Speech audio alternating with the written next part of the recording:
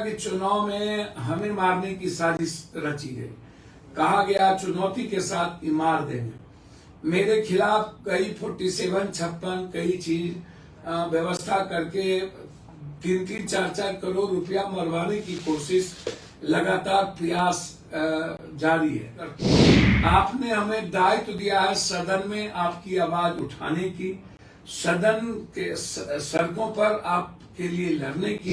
हम इस तरीके से चुनाव में मारने की साजिश थी तो अंदाजा कीजिए कि ये छीटा ये कहां पर जाता।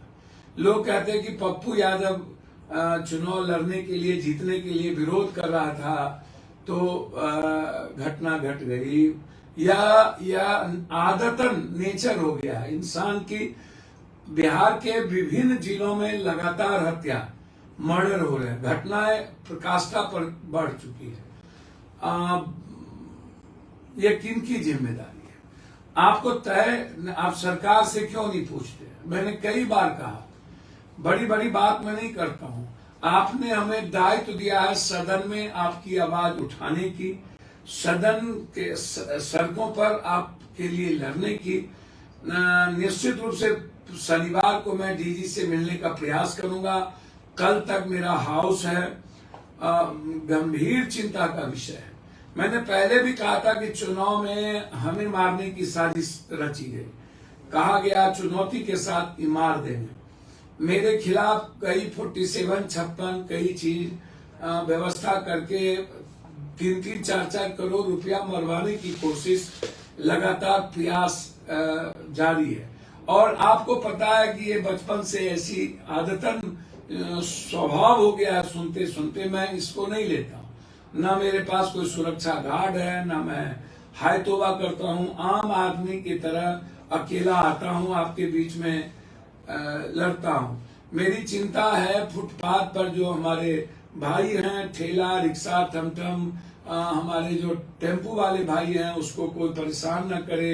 फुटपाथ पर जो जीविका जीता है, लगातार फॉरेस्ट विभाग वाले परेशान कभी कर देते हैं, कभी किसी को नगर निगम वाले परेशान करते हैं। मैं अकारण और पैसा के कारण यदि कोई किसी को परेशान कर रहा हो तो 1 मिनट भी बिना खबर किए नहीं रुकेंगे।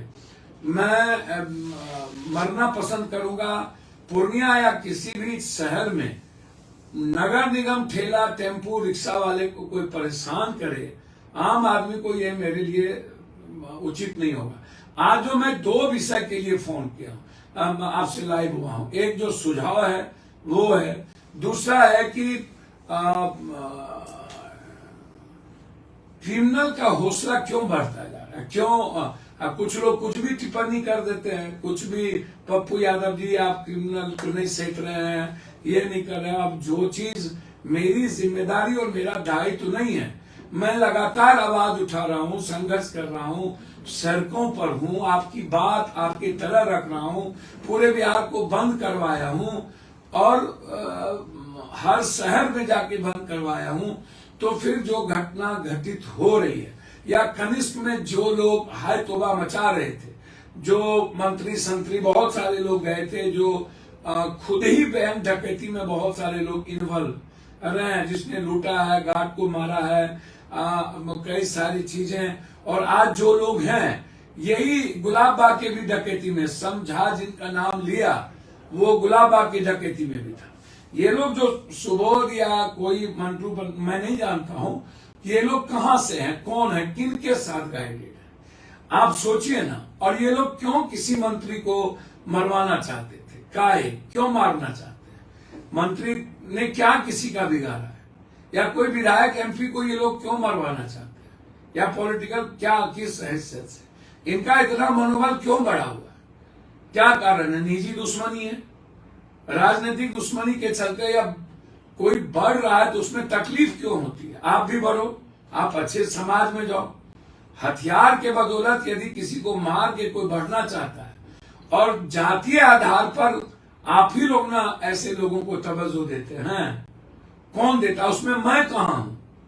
आप हमको बोलिए कि यदि कोई भी कास्ट का क्रिमिनल आपको नजर आएगा कभी पप्पू यादव के इर्द गिर्द भी, या कोई भी कभी भी कोई माफिया, तो आप जरूर लिखिए कि ये माफिया आपके साथ देखा गया।